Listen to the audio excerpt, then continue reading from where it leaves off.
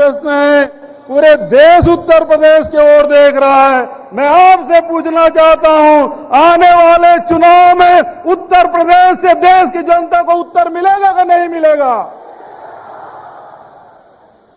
उत्तर मिलना चाहिए दोस्तों, इसलिए इसको उत्तर प्रदेश कहा जाता है। कितना भी अन्याय हो, अत्याचारी हो, अरे जिसके शासन में कभी सूरज नहीं डूबा, उन अंग्रेजों को भी उत्तर प्रदेश से मिला है। तो फिर ये तो काले अंग्रेज हैं। अरे पहले लड़े थे गोरों से, अब लड़ेंगे। हम लोग लड़ने वाले लोग हैं। और हमने तो सुना था और हम ये मानते हैं, जो साधु संत हैं वो किसी से नहीं डरते, लेकिन ये योगी है ना, बड़ा डरपोक निकला।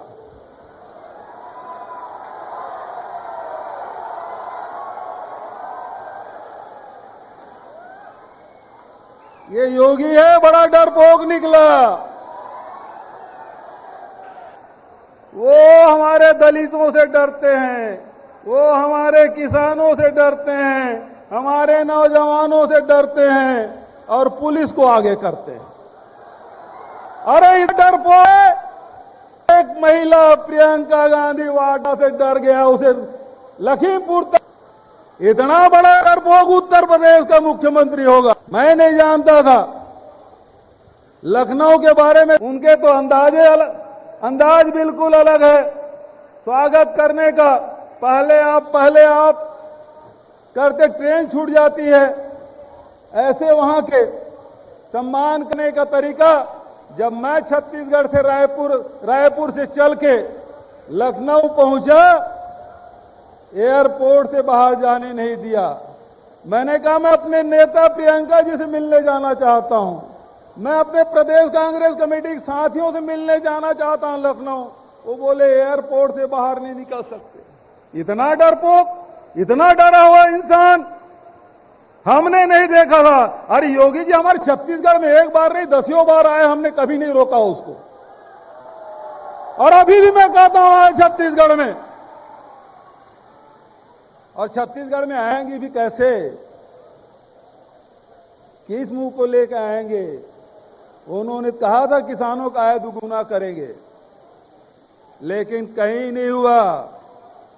लेकिन हमारे नेता राहुल जी गए थे छत्तीसगढ़, उन्होंने कहा, किसानों से वादा किया कि हम किसानों, हमारी सरकार बनाइए 2500 रुपया क्विंटल देंगे, बिजली बिल आधा करेंगे, किसानों को मुफ्त बिजली देंगे। आज पूरे देश में अकेला राज्य है जहां 2500 रुपये क्विंटल में धान खरीदा जाता है।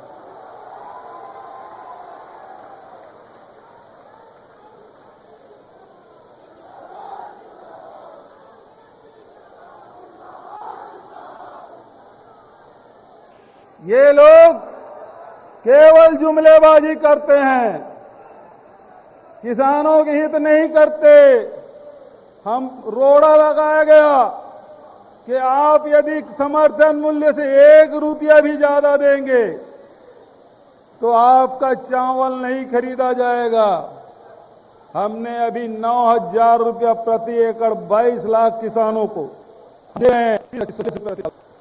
मैं आपको चाहता हूं, जब छत्तीसगढ़ में 2500 रुपया में खरीदा जा सकता है, तो फिर उत्तर प्रदेश में क्यों नहीं खरीदा जा सकता? खरीदी होनी चाहिए कि नहीं होना चाहिए? मैं किसान भाइयों से कहना चाहता हूं, जब कांग्रेस की सरकार छत्तीसगढ़ में 2500 रुपये में धान खरीदी कर सकते हैं, तो उत्तर प्रदेश में भी प्रियंका गांधी के नेतृत्व में सरकार बनाइए, यहां भी धान की कीमत 2500 रुपया होगा।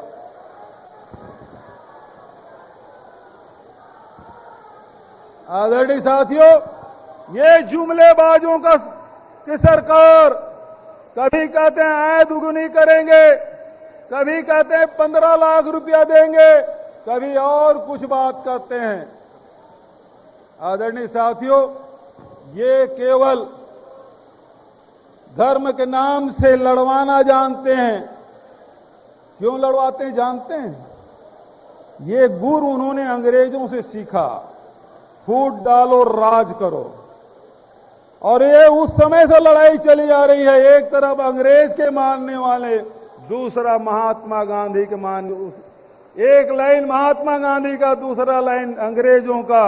अंग्रेजों के मानने वाले सावरकर, उसके मानने वाले आरएसएस के लोग, और यही लोग हैं जो अंग्रेजों के खिलाफ लड़ाई कर रहे थे तो मुखबिरी करने का काम ये लोग करते थे।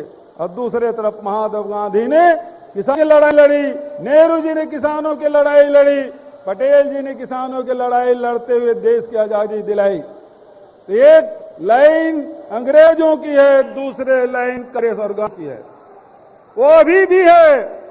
उस समय भी मुंशीगंज में 13 लोगों को भूना था अंग्रेजों ने, और लखीमपुर में भी 8 लोगों को गाड़ी से रौंदा गया। ये उस मानसिकता के हैं जो उसका विरोध करे गोली से भून देंगे, ट्रक चढ़ा गाड़ी से रौंद देंगे। लेकिन हम गांधी के मानने वाले अहिंसक लोग, लेकिन अन्याय अत्याचार के विरोध करना हम जानते हैं।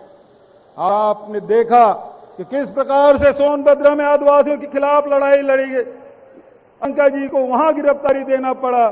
किस प्रकार से आपने देखा हाथरस की लड़ाई, अनुसूचित जाति की बेटी के हक की लड़ाई प्रियंका जी ने लड़ाई लड़ी। और किस प्रकार से लखीमपुर की बात, जो किसानों की लड़ाई पूरे देश में लड़ी जा रही है, उत्तर प्रदेश के पुलिस को छकाते हुए रात 11 बजे लखनऊ एयरपोर्ट से निकल के 4 बजे उसकी गिरफ्तारी हुई। उसको छकाने का काम प्रियंका जी ने किया है। तो आज चाहे अनुसूचित जाति का उद्यय हो, चाहे वो किसानों की लड़ाई हो, चाहे वो महिलाओं की लड़ाई हो, वो लड़ाई लड़ने वाले कोई एक व्यक्ति का नाम है। तो आप लोग बताएं कौन है? आवाज नहीं आ रही है मुझे, पीछे से भी आवाज आना चाहिए। वो लड़ाई लड़ने वाला शख्स कौन?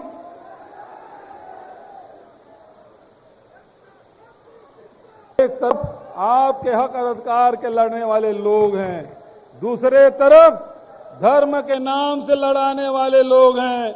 गौ माता की जयकारा करते हैं, लेकिन उत्तर प्रदेश के सड़कों में, उत्तर प्रदेश के गांव के गलियों में किस प्रकार से गौ माता खुले में घूम रही है, उसे आप सब देख रहे हैं। गौ माता की कभी सेवा नहीं किए, लेकिन उसके नाम से वोट जरूर मांगेंगे। लेकिन आप अब तो 2 अक्टूबर को बिजली बनाना भी शुरू कर दिया हमने। तो आपसे बहुत ज्यादा और न करते हुए प्रियंका जी को आप सुन्नत में जो फैसला हुआ है, नौजवानों के हक में फैसला हुआ है, मैं समझता हूं कि आने वाले दिन में जब यहां चुनाव होगा तो निश्चित रूप से आप सब उत्तर देंगे, और उत्तर होगा प्रियंका जी के नेतृत्व में सरकार बनेगी। किसानों के, दलितों के, अनुसूचित जाति के, जनजाति के हक में फैसले होंगे। इन्हीं शब्दों के साथ आपने मुझे ध्यान से सुना, वक्त ज्यादा ले लिया, इसके लिए धन्यवाद। धन्यवाद आदरणीय भूपेश बघेल जी। मैं अभी सभी वरिष्ठ नेताओं से मैं क्षमा चाहता हूं, तिवारी जी से, इमरान प्रतापगढ़ी जी से, पुनिया जी से, खुर्शीद जी से, कि हम सब लोग यहाँ पे जिसके नेतृत्व में उत्तर प्रदेश में इस भ्रष्ट और बेईमान सरकार को खाड़ फेंकने के लिए यहाँ पे एकत्रित हुए हैं। और ये नवरात्र का पर्व है, एक नारी शक्ति मां दुर्गा के रूप में हमारे बीच में उपस्थित हुई है। मैं बहुत ही सम्मान के साथ आदरणीय प्रियंका गांधी जी को हम सबको संबोधित करने के लिए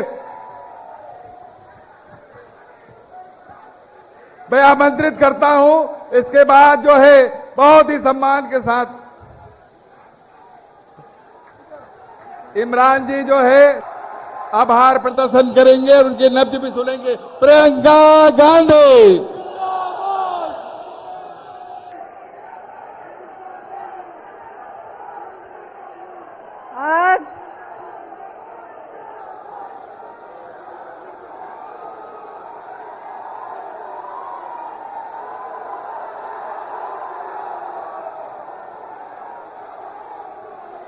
आज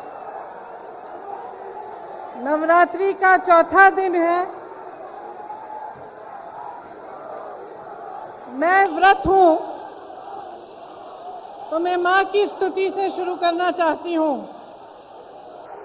या देवी सर्वभूतेषु शक्ति रूपेण संस्थिता नमस्तस्यै नमस्तस्यै नमस्तस्यै नमो नमः। सर्वमंगल मांगल्ये शिवे सर्वार्थ साधिके शरणे त्र्यंबके गौरी नारायण नमोस्तुते। मेरे साथ कहिए जय माता दी, जय माता दी, जय माता दी। मैं उपस्थित सभी नेतागण को यहाँ पे मैं उनका स्वागत करना चाहती हूँ। श्री भूपेश बघेल जी, श्री अजय कुमार लल्लू जी, श्रीमती आराधना मिश्रा मोना जी, श्री दीपेंद्र हुडा जी, श्री प्रमोद तिवारी जी, श्री सलमान खुर्शीद जी, श्री पीएल पुनिया जी, राजेश मिश्रा जी, अजय राय जी, श्री इमरान प्रतापगढ़ी जी, प्रदीप माथुर जी, विवेक बंसल जी, प्रदीप जैन आदित्य जी, दीपक सिंह एमएलसी जी, जितेंद्र सिंह एक्सएमपी, कमल किशोर कमांडो जी, किशोरीलाल शर्मा जी, मोहम्मद मुकीम जी, नदीम जावेद जी, राकेश सचान जी, सुप्रिया श्रीनेत जी, सोहेल अंसारी जी, जफर अली नकवी जी, पंकज मलिक जी, ब्रिजलाल खाबरी जी, श्री अनुग्रह नारायण सिंह जी, उपस्थित प्रदेश कांग्रेस के कमेटी के पदाधिकारी, फ्रंटल विभाग प्रकोष्ठ के पदाधिकारी, सभी जिला शहर अध्यक्ष, युवा, किसान, महिला और मीडिया के मेरे साथी, आप सबका इस सभा में बहुत बहुत स्वागत। जैसे मैंने कहा, नवरात्रि चल रही है। इस समय मुझे उचित लगा कि मैं आपसे अपनी दिल की बात कहूं। जो सच्चाई मैंने उत्तर प्रदेश में पिछले 2 सालों से देखी है, जब से मैं यहाँ पे काम कर रही हूँ, वो सच्चाई मैं आपके सामने रखना चाहती हूँ। शुरू में जब मैंने यहाँ काम करना शुरू किया तो एक घटना हुई यहाँ से कुछ ही दूर सोनभद्र में। इस घटना में 13 आदिवासी खेत में काम कर रहे थे। जब पुलिस प्रशासन की सहमति से कुछ लोग उनकी जमीन लेने की कोशिश कर रहे थे, वो लोग आए, ट्रैक्टर जीप लेके आए और उन्होंने मारपीट की, गोली चलाई और 13 आदिवासियों को शहीद किया। सोनभद्र में नरसंहार हुआ। जब मैं उनसे मिलने गई तो मेरे मन में एक बात बहुत स्पष्ट मुझे लगी। जिस परिवार के पास मैं जा रही थी, वे कह रहे थे हमें मुआवजा नहीं चाहिए, हमें पैसा नहीं चाहिए किसी सरकार का, हमें न्याय चाहिए। लेकिन दीदी, हमें न्याय की उम्मीद नहीं है। उसके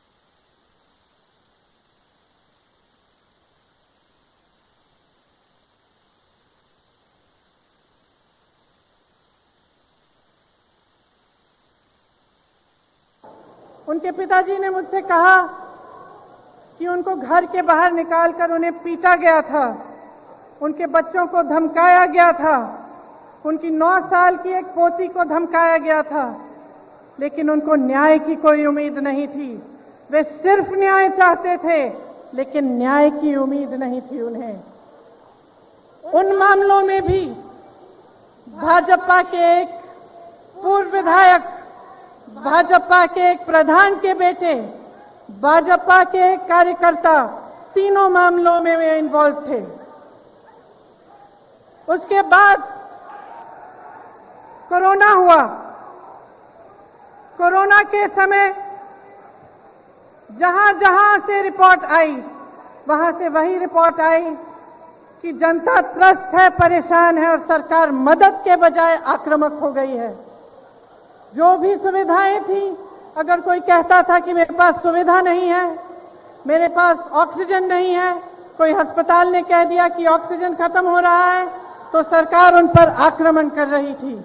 उनको न्याय की उम्मीद नहीं थी, उनको ये उम्मीद नहीं थी कि ये सरकार संकट के समय उनकी मदद करेगी। उसके बाद हाथरस का हादसा हुआ,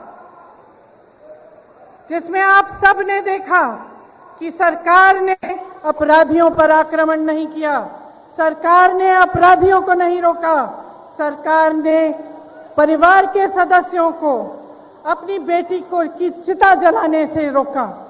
उनको ले भी नहीं गए साथ, पुलिस प्रशासन ने चिता जला दी।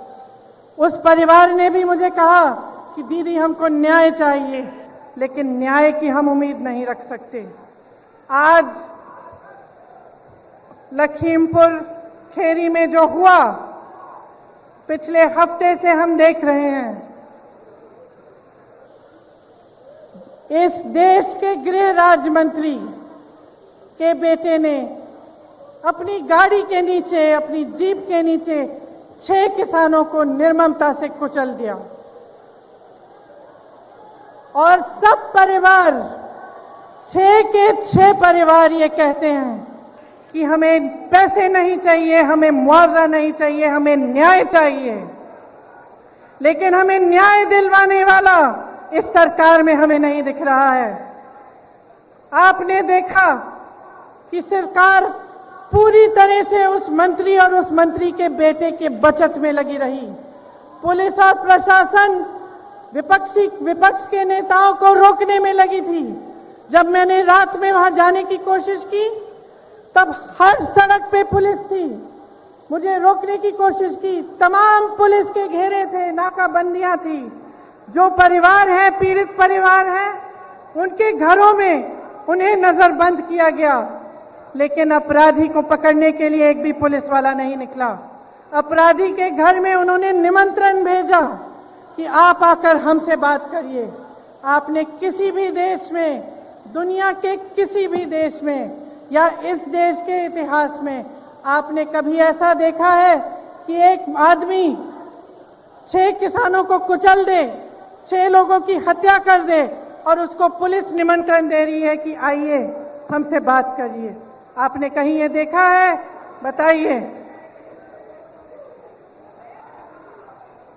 कभी भी इस देश और इस दुनिया के इतिहास में ऐसा नहीं हुआ होगा।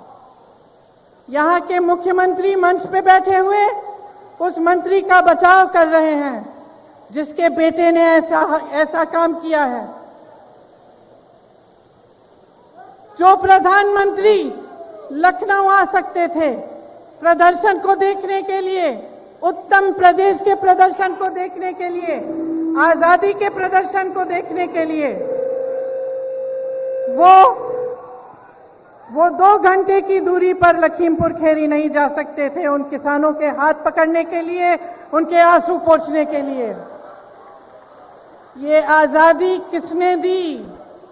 जिस आजादी का महोत्सव मना रहे हैं, अमृत उत्सव मना रहे हैं, ये आजादी हमें किसने दी है? ये आजादी हमें किसानों ने दी है, किसान के बेटे ने दी है। इस देश को किसान ने सींचा है। किसान का बेटा हमारी सीमाओं पर खड़ा है आज भी। ये किसान के बेटे हैं जो हमारी सुरक्षा कर रहे हैं, हमारी सीमाओं पे इस देश की आजादी को निर्भर रख रहे हैं। ये देश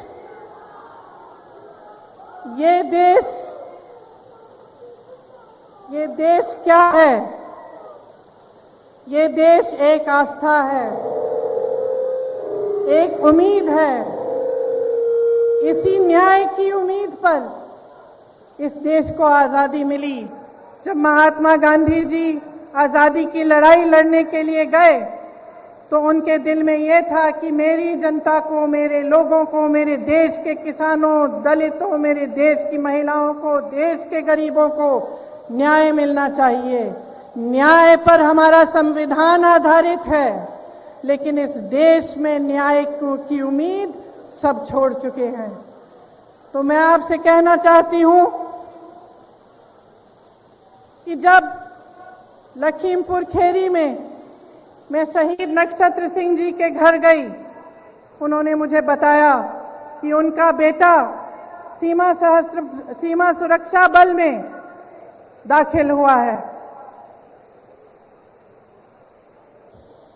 जब मैं अगले परिवार से मिलने गई तो मुझे बताया गया कि उनके तमाम भाई बहन सेना में देश की सुरक्षा करते हैं। जब मैं रमन कश्यप पत्रकार के घर गई, मुझे बताया गया कि उनको काम करते करते मारा गया, उनको जीप के नीचे कुचला गया क्योंकि वो वीडियो ले रहे थे, सच्चाई दिखाना चाह रहे थे। सारे परिवारों ने यही कहा कि हमें न्याय मिलने की उम्मीद नहीं है। तो अगर हमारे देश में कोई कुचला जाता है, किसी के प्रति हिंसा होती है, किसी पर अत्याचार होता है और उसको न्याय मिलने की उम्मीद नहीं होती, तो किसके पास जाएगा? अगर सरकार, मुख्यमंत्री, प्रधानमंत्री, गृह राज्य मंत्री, विधायक सभी मिले हुए हैं, सभी अपनी पीठ मोड़ देते हैं उनकी तरफ, तो किसके पास जाए जनता और क्या करे? आप जानते हैं कि किसान ने 9-10 महीनों से एक आंदोलन जारी रखा है। 300 दिन से अधिक ये आंदोलन चला है। इसमें 600 से अधिक किसान शहीद हुए हैं। क्यों कर रहे हैं ये आंदोलन? ये आंदोलन इसलिए कर रहे हैं क्योंकि ये जानते हैं कि ये सरकार के जो 3 कानून हैं, उनके जरिए उनकी आमदनी, उनके खेत, उनके फसल सब इस सरकार के खरबपति मित्रों के पास जाने वाली है, उनके कब्जे में होने वाली है।